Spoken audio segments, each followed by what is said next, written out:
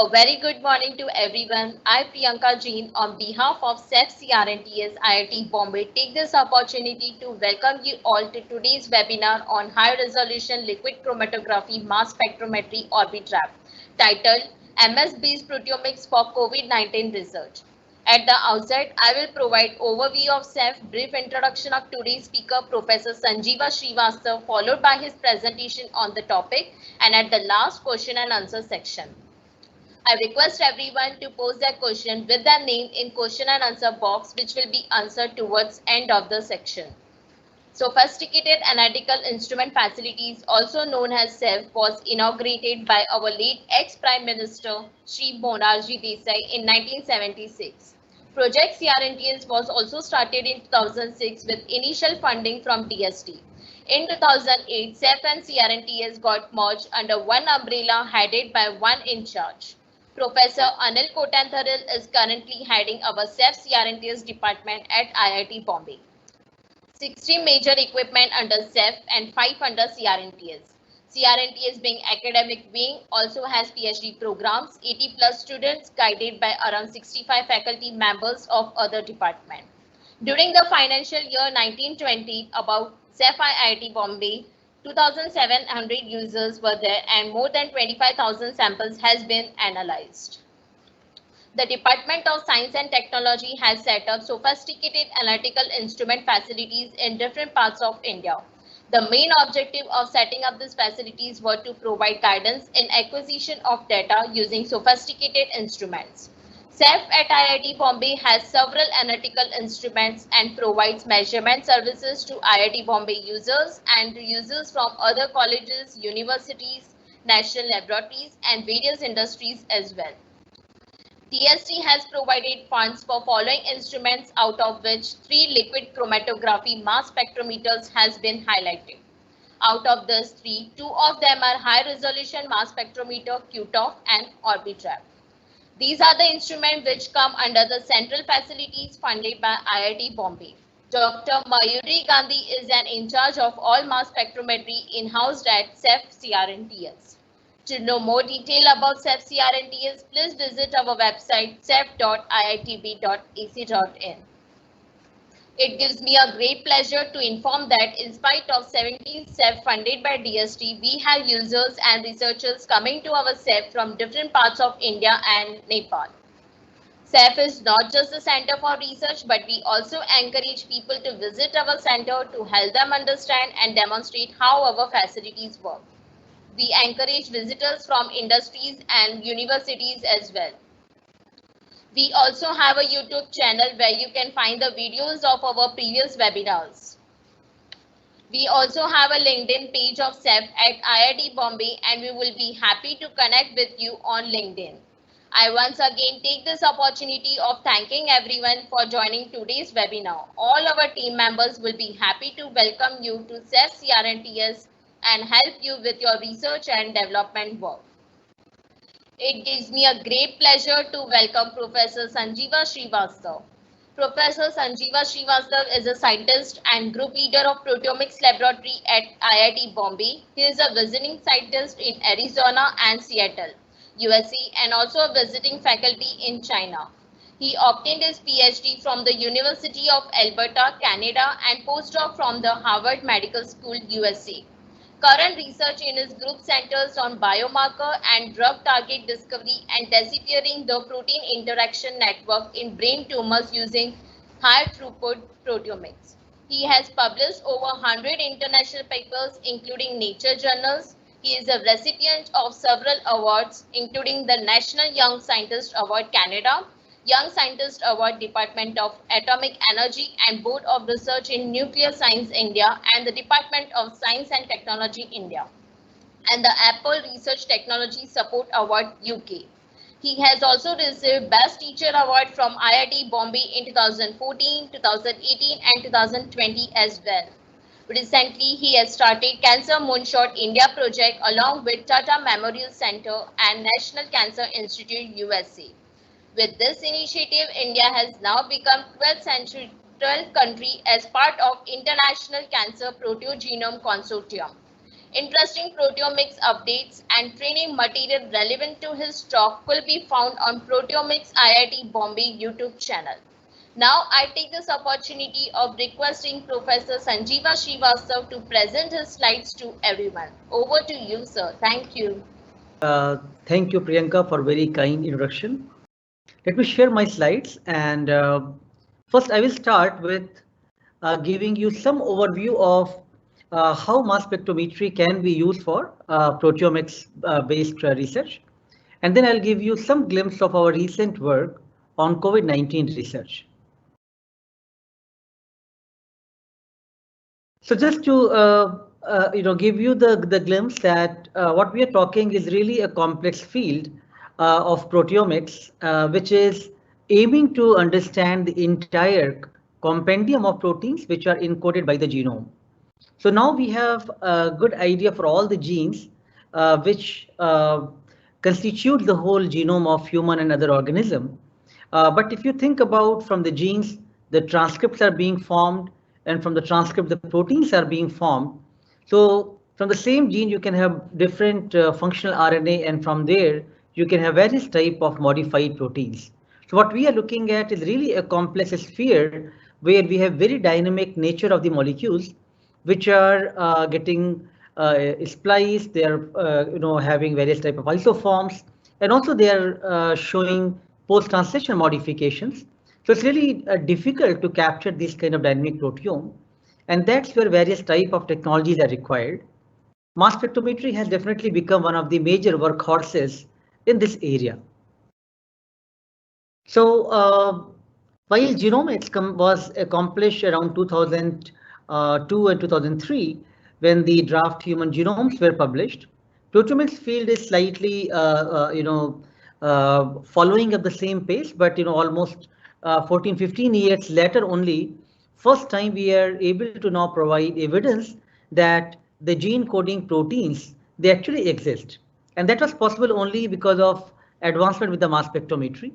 So the different researchers from different institutes, especially from Dr. Bernhard Kruster's group from Germany and Dr. Akhilesh Pandey's group from Johns Hopkins, they first time showed that almost 17,000 human proteins for which we have evidence at the mass spec level that these peptides and proteins, they do exist, because so far it was only prediction.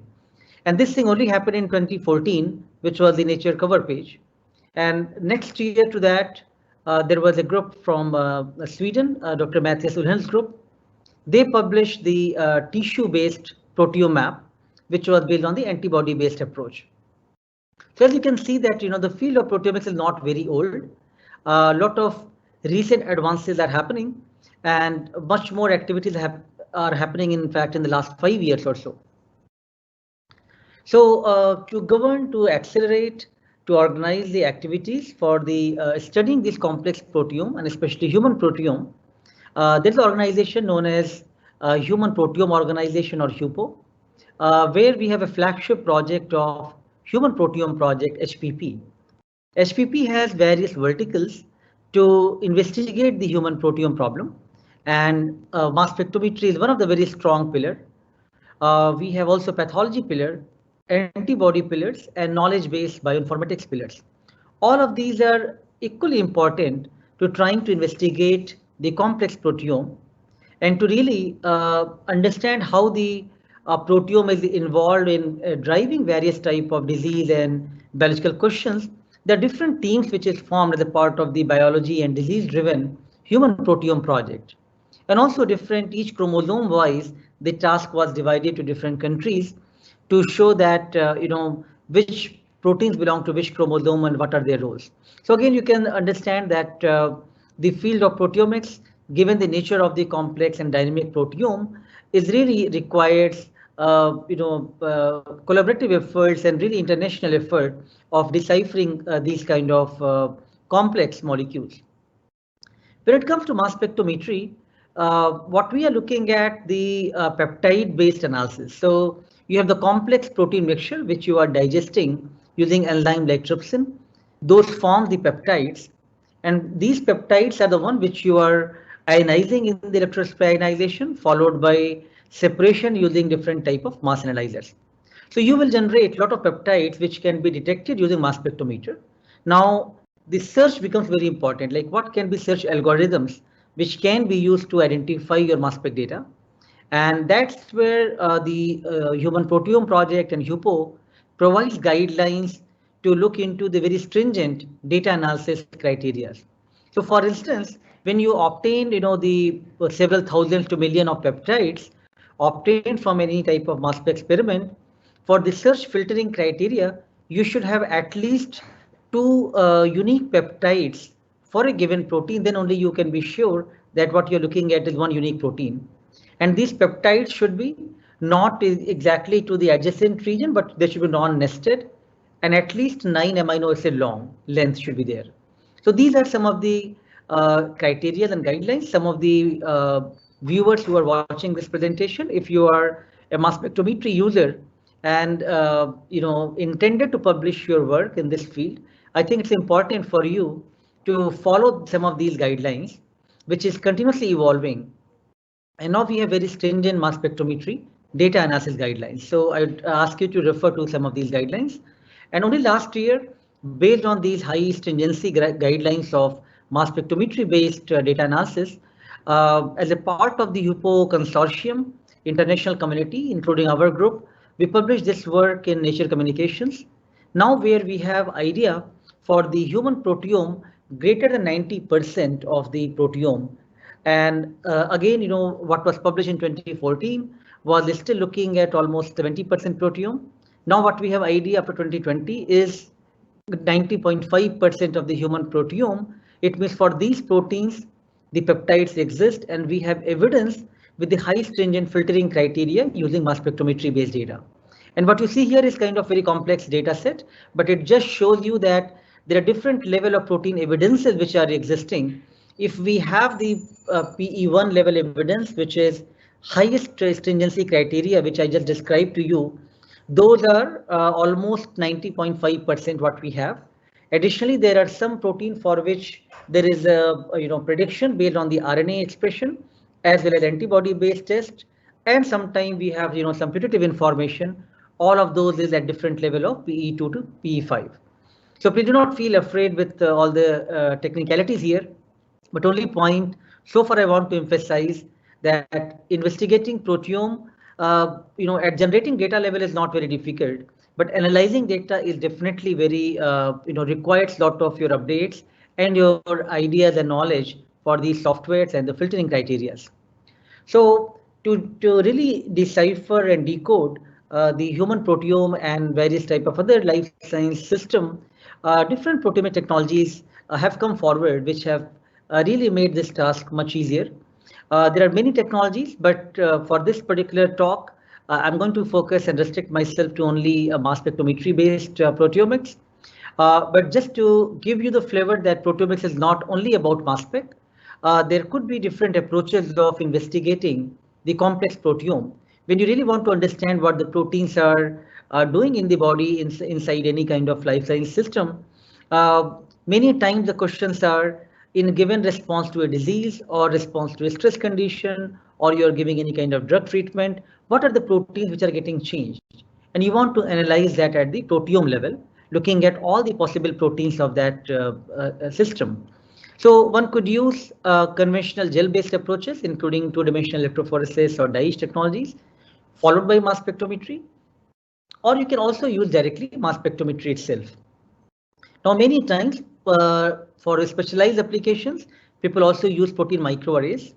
And for studying the protein function and looking at their binding kinetics and drug interaction, one could also use the surface plasmon resonance and other type of biosensors. So there are a variety of technologies which are being used in the field of proteomics, from discovery as well as functional proteomics approach. But I'm going to restrict myself only on the mass spectrometry based proteomics. So as you're aware that mass spectrometry is very sensitive balance to say, where you are looking at the ionized species and measuring their mass and charge ratio, how well they could be separated in the magnetic and electric fields. So for any mass spectrometer, you have an ionization source, you have mass analyzer and detector.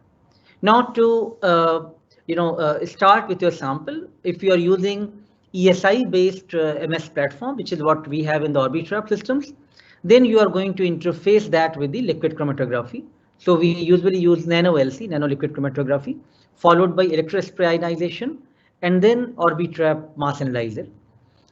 In fact, mass analyzers could be several type of mass analyzers, and depending on your applications, you can choose which type of mass analyzers you want to use.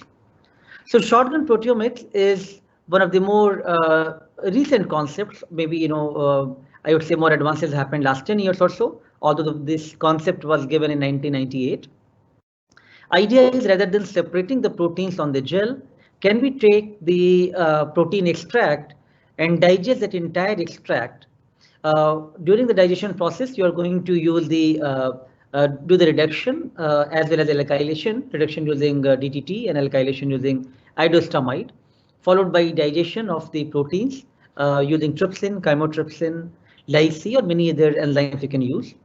Once those overnight incubation and digestion has happened, now these peptides, which is also having the buffer from your previous steps, those has to be cleaned, and now you can pass those from the reverse phase these small columns and clean up the samples. Then you can inject them for the MS1 or MS analysis, followed by data analysis.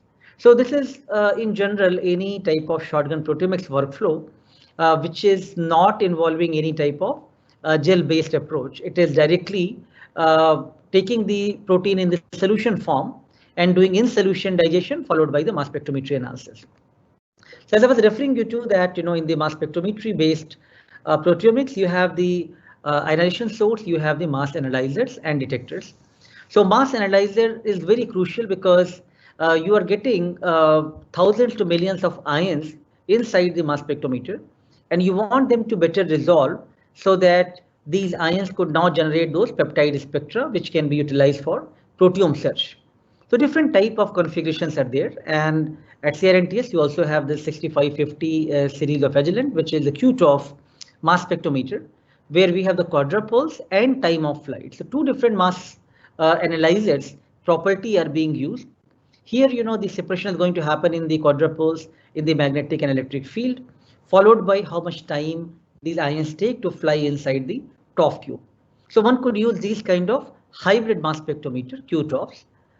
But more recently, there is advent of these Orbitrap technologies. You already have probably dedicated talks on the Orbitrap technologies. I'm not going into technicalities of it, but what we are using currently is Orbitrap Fusion, which is one of the tribrid mass spectrometer. So here what you are looking at, we have three different type of mass analyzers from quadrupoles, Orbitraps, and ion traps. So again, for finite separation and at the MSMS level of analysis, if you have different mass analyzers, more than one for sure, you need hybrid technology or tribrid technology. It also provides you different options for looking at not only peptide sequencing, but also sometime post-transition modification and various type of specialized applications using these type of configurations. So this is of course one of the highest resolution mass spec currently being used for the nano LC, ESI, MSMS analysis. So based on these premises, I hope you have some idea now that the field of mass spectrometry, how it has evolved, and it is really crucial now to separate the complex mixture of any of these samples. And what I'm going to talk about is sometime, in our research we use the tissue proteome, but today I'll mainly talk about the swab proteomics and the plasma proteomics. Again, all of these are very complex samples. So when it comes to comparing the samples from your healthy individual to disease individuals, now you want to do quantitative proteomics. So what I earlier told you was just the shotgun proteomics, you want to identify the proteins from the complex samples. But now you want to quantify all the peptides from the healthy individuals and all the peptides from the disease individual, and you want to know which of these peptides or in turn the proteins are getting upregulated or downregulated. So you have various options available for doing quantitative proteomics. One approach is to look at the label-based approaches, which is either tandem mass tag or isobar tag for relative and absolute quantification, known as iTrag.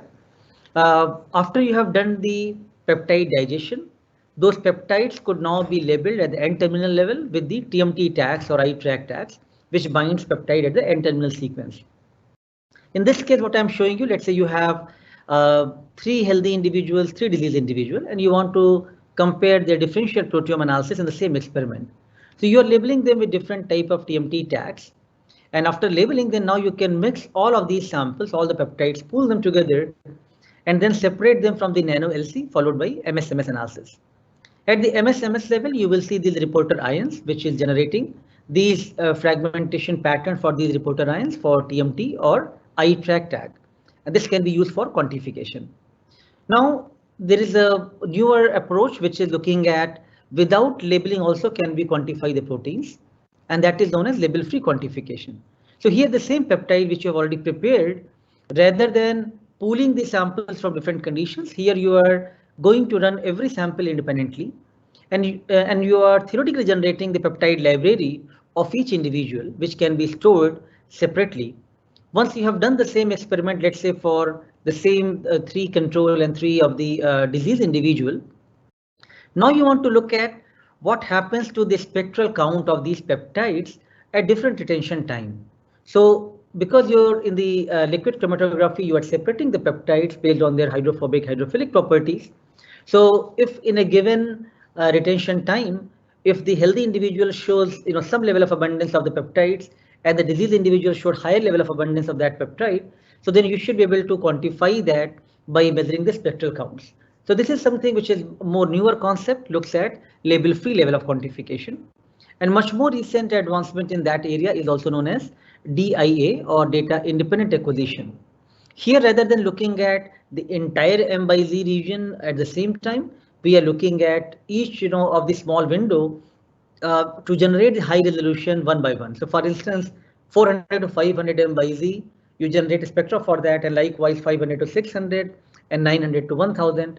You generate these high resolution spectra, prepare that library, and then run your samples, and then now try to overlay that with the high resolution spectra to generate these analysis. So this is something which can give you much higher coverage. And our experience is that when we have used the brain samples, especially for brain tumor projects, with the label-free quantification level, we are able to get almost more than 3,000 protein with high stringency criteria in single shot separation. Whereas in DIA, one could go even more than 4,000 proteins. So that definitely provides much higher coverage of the proteome. So once you have identified the interesting proteins using your quantitative proteomics based workflows, then you can move on to validate those proteins. And validation has been quite challenging in the entire field, because for validating your proteins, you need independent tests, not from the same mass spectrometer where you have acquired the data. You want to now test out your protein potential biomarkers or candidate proteins using different technology and more number of samples. So that's where triple quadrupole based mass spectrometers have become a very alternative resource for doing the validation of the proteins. Otherwise, we had no other way than to look for antibody based validation using ELISA or as well as various type of Western blot or immunoassays. So I'm not going in technicalities of how targeted proteomics are being performed. I may show you some slides as I go along in my data slides, but here aim is to look at specific targets. In the first experiment, when we wanted to look for the potential biomarkers, quantitative proteomics, we are interested to identify every protein and their quantification. After that experiment is successfully done, now we have idea that which of the proteins and their peptide sequences are showing the differential abundance. So now we want to only zoom in and focus into those peptide sequences and want to validate those using selected reaction monitoring assays. And that's where triple quadrupole based mass spectrometer can selectively look for those peptides and generate their MSMS fragmentation, which can be utilized to measure those intensities and their quantification as well. So that I will talk in some time, but I will just show you very briefly that the field of proteomics, how it has evolved, and some of the key milestones in this area in this documentary which we prepared for HUPO recently.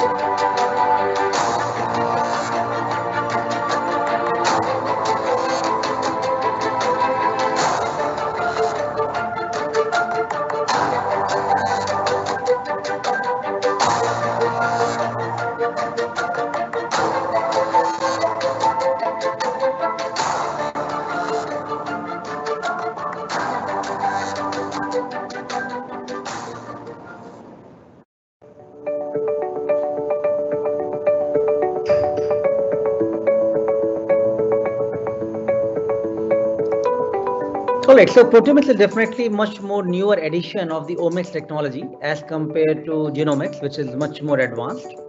Uh, but the field actually started in 1970s or so, 1975 to say, when two different scientists, Close and Farrell, they first time showed that the proteins could be separated based on their molecular weight as well as their isoelectric point properties. And with more and more advancement in the sequencing technology, in the mass spectrometry based technologies, especially ionization sources like electrospray ionization and MALDI, and different type of mass analyzers, including Orbitraps, the entire field of proteomics has really evolved over the years. The term proteome came in 1995 with Mark Wilkinson deciphering the term proteome first time.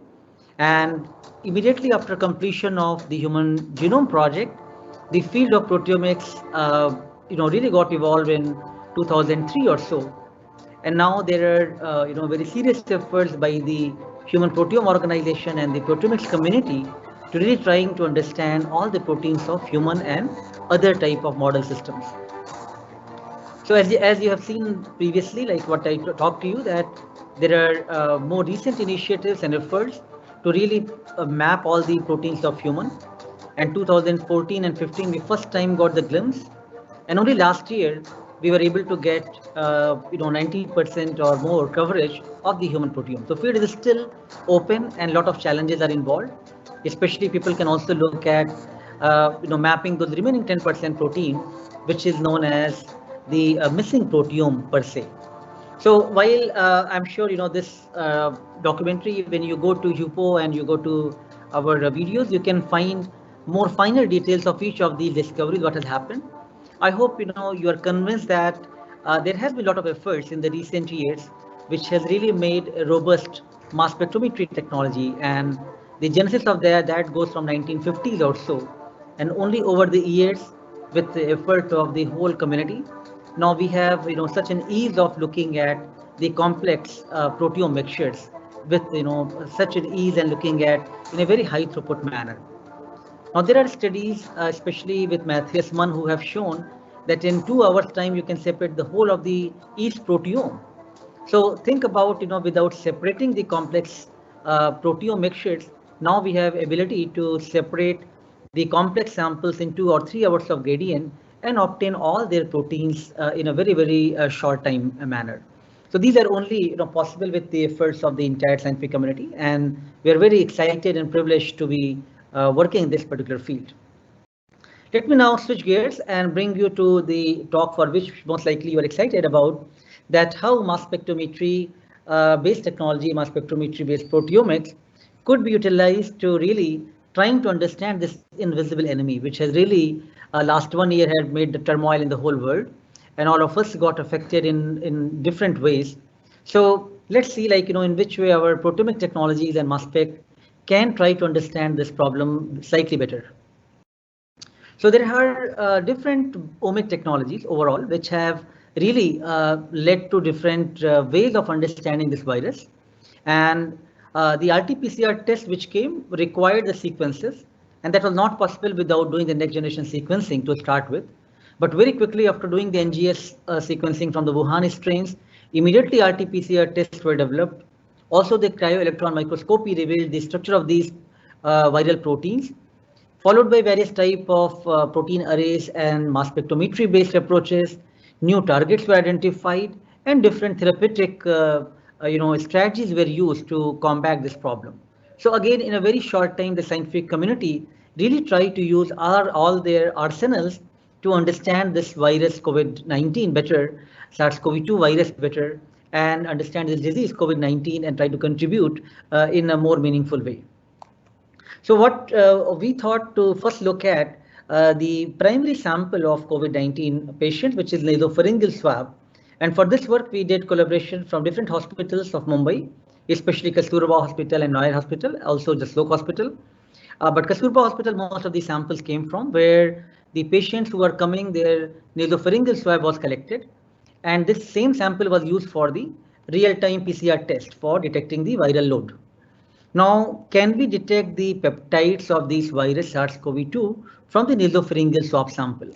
And that was our first, kind of curiosity, as well as our challenge to look at how to identify these peptides from these nasopharyngeal swab samples. We have never worked on the NP swab or oropharyngeal swab samples in the past. And if you know that when people are being tested for COVID with the real-time PCR test, their swab is being collected, which is put in the VTM tube, which is the viral transport medium tube, and this VTM contains some abundant proteins, including albumin as well as various other sugars. All this is then being preserved in the cold condition so that the RNA can be extracted easily, because then that can avoid the transport issues and the storage issues. So the VTM is actually going to be, which is very much required for the RNA based work, but that actually an interference for the proteomics work. So that was one of the challenge, like how to overcome the medium in which the samples are being collected. And also the safe handling of the sample is very challenged, because how to handle these samples with utmost precaution and safety. So with these some of these challenges, our questions which we thought to address, how to develop these SOPs for viral peptide extraction from these nasopharyngeal swab samples. Also, how to look at the deep proteome profile of these patients, both of their viral peptides as well as the host proteins. So given that these are respiratory specimens which are coming, we are hoping that there will be viral peptides and viral proteins present in those samples, but also because it is coming from the human samples, human nose samples, so that will also contain the respiratory specimen of the human protein and host protein origin. So while you are extracting the proteins, it should have the mixture of both host peptides as well as the viral peptides, which can be deep profiled using orbital fusion.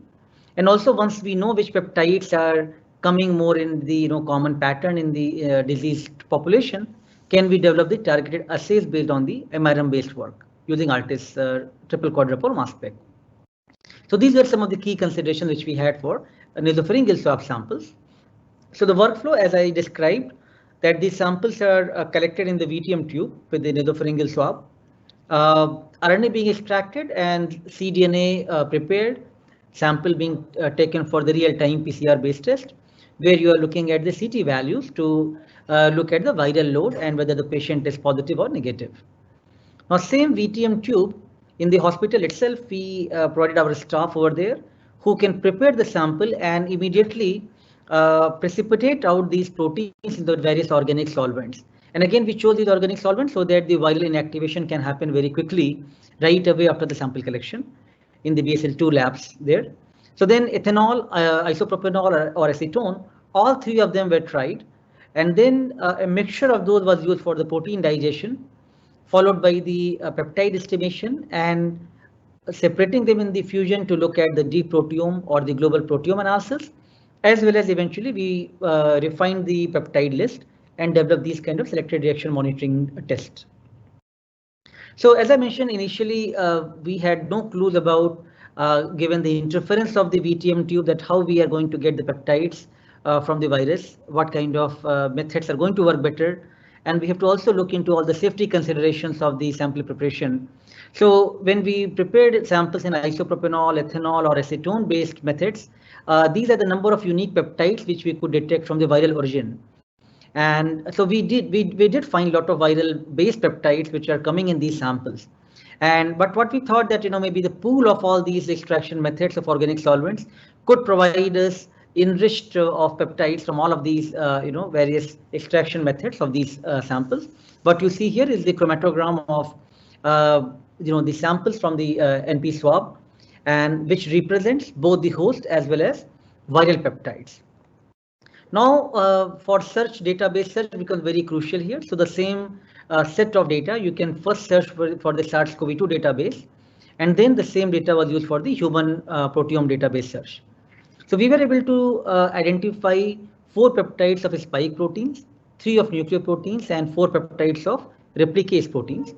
And these 11 peptides were then further selected to develop the multiple reaction monitoring test to find out, can we see these peptides in the COVID negative versus COVID positive patients, and within COVID positive patient as well, if there is a, the low CT value or the high CT values, whether we can see the difference. So it means if we are looking at the viral load, is there any correlation with the peptides, what we observe here in the sample as well. So this is more technical data, but it just shows you the profile of multiple electron monitoring based test, where as compared to the negative and the the positive patient, we could see differently the change in the intensity of these peptides. And also we could see that in the low CT value, which is showing you high viral load, that's where we have higher peaks, and the high CT value, which is the low viral load, is showing you the low peaks of these peptides. So while doing this work, what we realized that there are definitely good opportunities of doing mass spectrometry based methods for doing viral detection. The extraction methods are quite simple because we are simply using the ethanol, isopropanol, or acetone just to to precipitate these pellets and then reconstitute those in urea buffer, followed by mass spec analysis.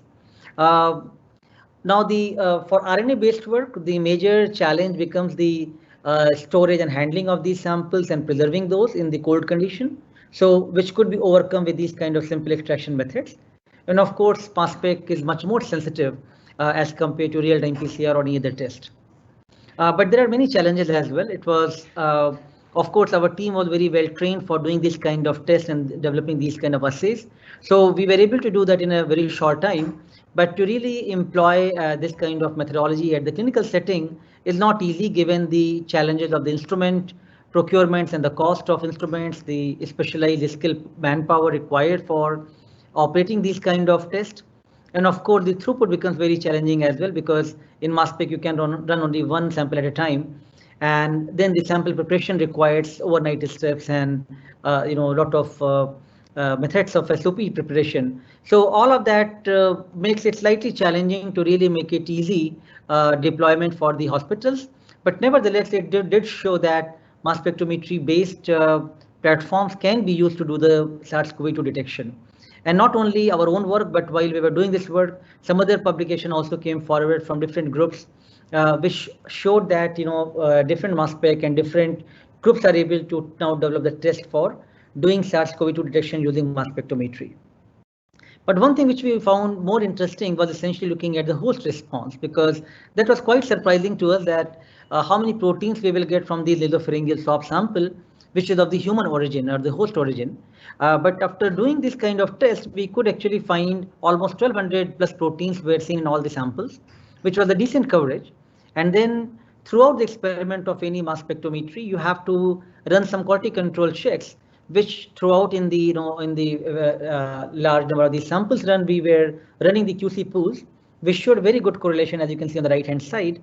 And then when we wanted to compare the COVID-19 negative and COVID-19 positive patients, we could see that the signature of the proteins which are quite different in both of this group. So it was easy to distinguish even from looking at the host protein response, the COVID positive and negative patients.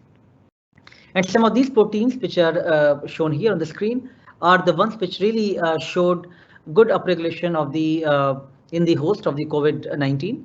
And some of these proteins are also being tested in the clinical settings right now, but we're using the routine test of lactate dehydrogenase and other kind of tests which are being done, which is also indirectly connecting that these proteins what we see are really relevant in the clinical test as well. We also looked at whether within the COVID positive patients can we look at the protein signatures of the non-severe and severe patients, but here the segregation was not so great. We could not see that level of segregation what we could see in the COVID positive and negative patients. But overall, what we could identify that the various pathways which are changing in the host in the COVID-19 patient because of the infection from the SARS-CoV-2 virus, they are majorly belonging to neutrophil degranulation pathways. Various type of platelet activation and degranulation is involved, and protein machinery for the mRNA translation is also heavily perturbed. So some of these key proteins and pathways are the majorly modulated in these COVID-19 patients. So looking at the host samples, what we realized that it is possible to even look at the host protein response and use that for disease severity monitoring. And that could actually have more immediate clinical requirements, given that RT-PCR is already being used for the testing a patient, that patient is positive or negative, but what is going to be the patient response for the disease in terms of the patient will remain mild or it might progress towards more severity. And that's where the host proteins can be much more powerful and provides more opportunity for clinical testing.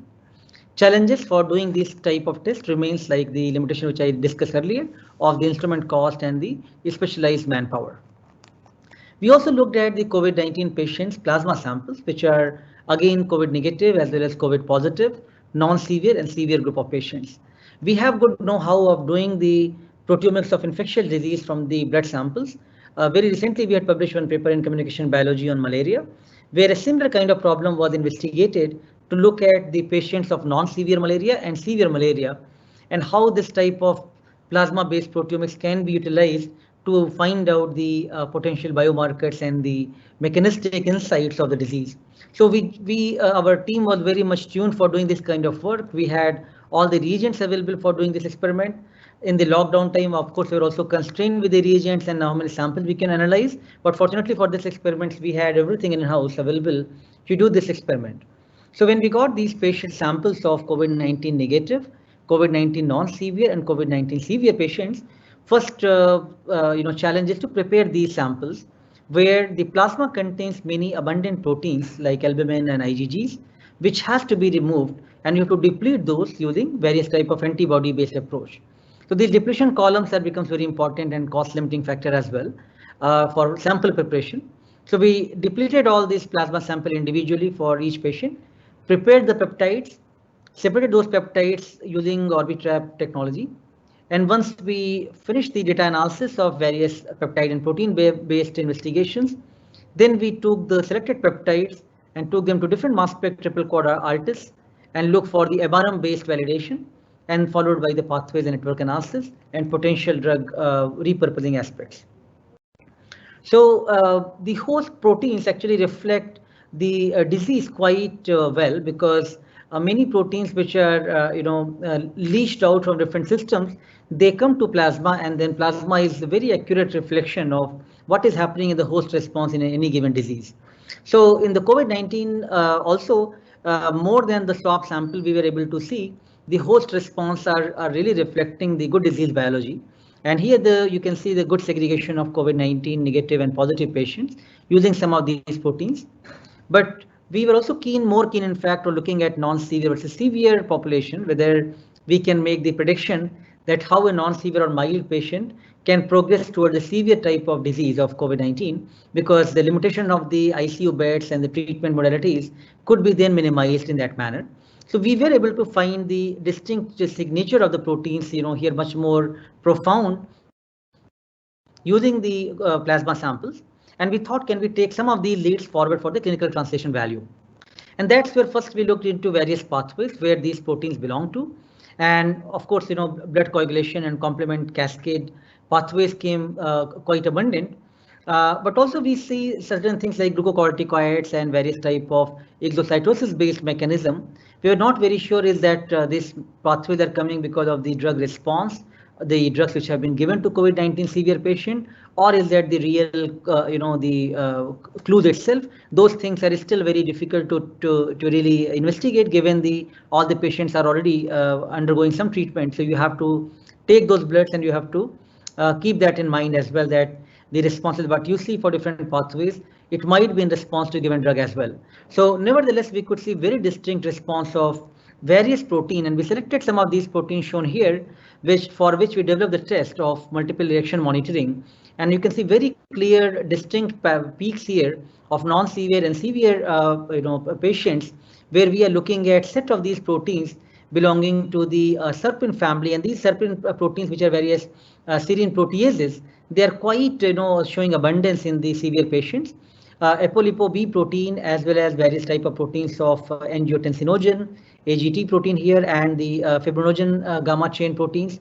Many of these proteins actually showed very high response in the COVID-19 severe patients as compared to non-severe patients. And this is very exciting for us that we are able to make now some prediction of the disease severity using the host blood sample, which is currently not possible from any type of test. And that's where I think mass spectrometry can serve much more utility of providing some novel insights of the COVID-19 patients. We also did some database search based on the proteomics data, the proteome data, what was available to us, to look at the human protein and the viral peptide interactions to develop the interactome map.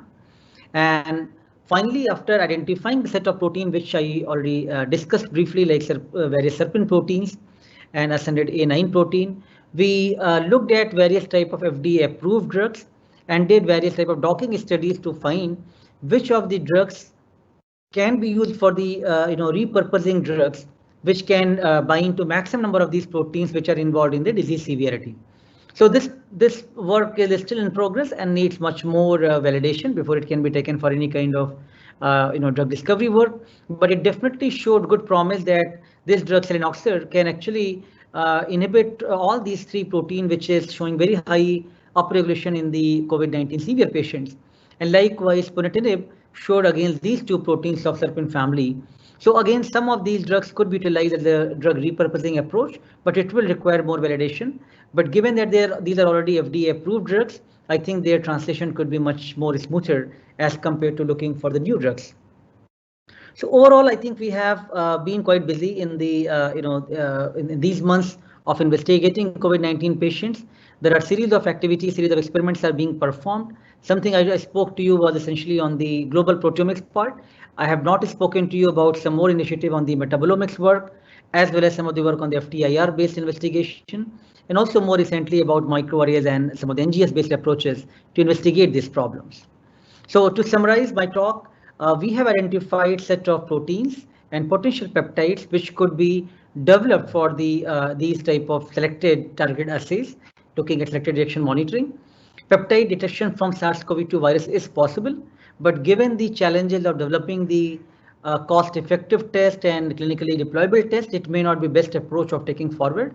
Nevertheless, the host response proteins, they are quite promising and they do indicate the disease severity progression, which is not possible so far from any approach. So mass spectrometry can play an important role. And these proteins could also be taken forward for developing ELISA-based test or more clinically friendly test in the future as well. So based on this work, we have already filed a couple of patents for the SARS-CoV-2 detection and the disease prognosis. And one paper on the swab proteomics is just provisionally got accepted in iScience. And another work on the plasma-based proteomics is under review currently. And there are more work which is being communicated. So there has been, large number of, team members who have been involved. Few physically, more virtually, but they have all been actively involved. This is a swab team, this is the plasma team, the drug team, the multiple reaction monitoring based validation team, FTIR investigation, plasma proteome metabolomics team, various students who really worked in the hospitals and the BSL-2 labs, clinical team, and different clinicians, Dr. Jayanti Shastri, Dr. Sachi, Dr. Om Srivastava, Dr. Michelle Hill from Australia, and various UGs and interns. So a large number of students and collaborators have really helped us to contribute something in this particular area. Of course, it was not possible without generous funding from the various funding agencies, from the SERB, DST. We were actually fortunate to have one of the first funding from the SERB, DST, Department of Biotechnology, Indo-US Science Technology Forum, and seed grant from IRCC for COVID-19 projects. Various industries have also been very proactive and supportive. Thermo Fisher Scientific, they did all possible support for mass spectrometry-based workflows. Agilent was very helpful for the FTIR work. There are two more industries which are coming forward to help us to do more translational values of these products and these projects. So before I close, let me show you a 1-minute clip of an upcoming workshop which we are going to conduct at IIT Bombay. It will be essentially more online mode, but you may have some opportunity to participate. So let me play this clip.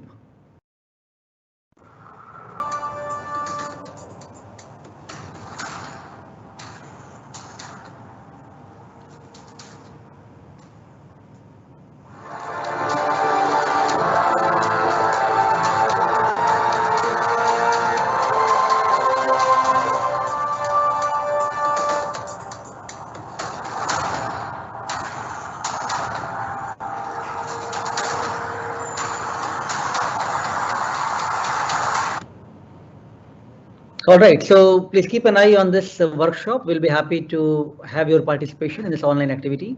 Also, we are uploading a lot of study contents and various type of tutorials on our YouTube channel of Proteomics IIT Bombay. where you can listen a lot of lectures which we deliver for IT Bombay courses, as well as different other workshop hands-on activities. So please make use of these resources and a lot of training which you can obtain virtually. And of course, we will be very happy to have you in person discussing some of these things in our lab here. We have also published several special issues on proteomics.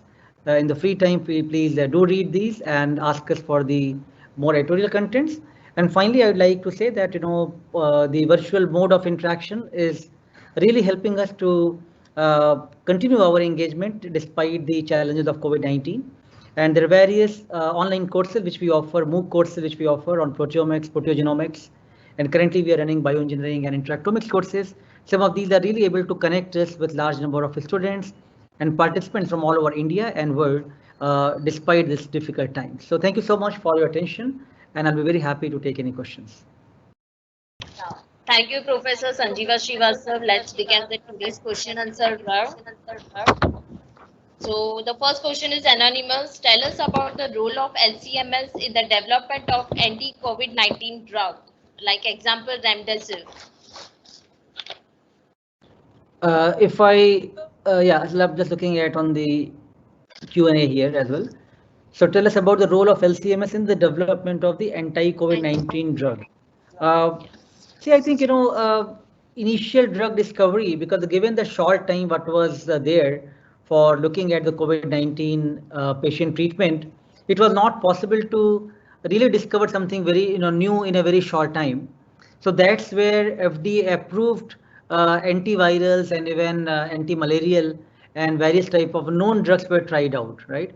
So aim was not immediately to discover something very new, but also to first try to repurpose what is already FDA approved, regulatory agencies which has already approved those type of drugs. So for instance, if you are going to use some drugs, they which are very new, which are identified from mass spec approaches, they may show some side effect. So that's where it becomes very crucial to try out something which is already approved and then play with that in the beginning. But over the time, the scientists actually tried out some immunoprecipitation based studies and looking at more interactome analysis of looking at how SARS-CoV-2 virus in the cell cultures of the cell lines that interacts with the host proteins and followed by different type of drugs which could be utilized. So almost a list of 60 or so drugs were prepared based on these kind of interactome analysis. And again, many of these things cannot be just done right away at the experimental level, but a mixture of experimental evidence using the immunoprecipitation interactome analysis of the IPMS based work, followed by computational predictions of these potential drugs which are binding over there, has really helped us to evolve the field and try to find out which could be potential drugs. But the drug discovery process and the drug deployment is quite tedious and challenging, as you know. So therefore, it's not only the mass spec immediately which could do that. A lot of antiviral assays has to be done, various type of knowledge which the virologist already had in the field, and different type of drugs which are already being used. Those all together has really contributed for some sort of treatments for remdesivir as well as other type of drug. But still, there is a lot of scope for looking at more specific treatments and in different population groups. For example, chloroquine did not work out so well as it was anticipated. But given that not what we see is there is some very specific response which is coming from the non-severe to the severe patients of the COVID-19. And there are recently, or at least 4 or 5 papers have already published, very big journals, which is also supporting our findings, like what we have already communicated but has not yet published, but already some papers have already come in the preprint, which is showing that the similar set of proteins are actually in different populations of the world are showing the lot of changes. So there is a good way now we have the evidence that the patient derived proteins, that data from the mass spec, that can we target some of these proteins and look for more effective therapeutic strategies against these. So now there is much more scientific process and evidence involved of developing the drug in the long term. But of course, what was being tried was on a very short-term basis, urgent basis, with available knowledge from different coordinates. It was not alone proteomics or mass spec which could have contributed just for the COVID-19 patient treatment. So actually, only one question we got. There are no more questions. So All right, we given are that really great. COVID-19 is quite new, I'm sure, Yeah. people may not have so much idea for this, but Yes. I must say that this was really, exciting and challenging project for us. But given the power of these mass spectrometers and Orbitraps, I think it was really possible to really, decipher this complex proteome on a very short time, and that really helped us to find some important clues, which are quite relevant now for these patients, and our clinicians and collaborators are very excited for taking some of these leads forward. So one more we got recently. It is anonymous. Is the virus mutating? Has it spreads? Can you repeat the question? I could not hear clearly. Yeah. Is the virus mutating as it spreads? Is the virus mutating as is it As spread? it spreads. Yeah. Right. I may not be the best person to comment on this question because I'm neither epidemiologist nor the genomic scientist. Assumption is, as a general public, one would assume that these viruses, especially SARS family viruses, they do show extensive mutation. And if you look at some of the WHO data and genomics data that do refer that there is a lot of mutations happening in these SARS-CoV-2 strains currently, and also in India also we have various mutation. Only that so one of the UK strain and South African strain which has really become much more lethal and shown very fast spread, which we have better idea. But nevertheless, there are many mutations are happening currently, and there is a really need to continuously understand this virus. The problem has not yet gone completely, so we have to really be cautious about looking at their mutation patterns, probably what proteins are getting changed because of those mutations, what type of symptoms are different in these patients, and what way one could really develop the more effective vaccination strategies in future. All of those are possible if we really continue our investigation using definitely NGS as well as mass spectrometry based approaches. Okay. So we are really grateful, sir, for answering the questions. So on behalf of SEF CRNTS, I would like to thank Professor Sanjeeva Srivastav for interesting talk on MS-based proteomics for COVID-19 research. I would like to thank our head Professor Anil Kotantharil and our IT team members Mrs. Nidhi Goyal and Mr. Jagdeep Singh for the continuous support in this webinar series.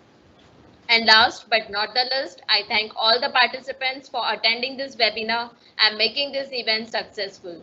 A link for the feedback form is shared in the question and answer section. Please do fill the form. Your valuable inputs are important to us.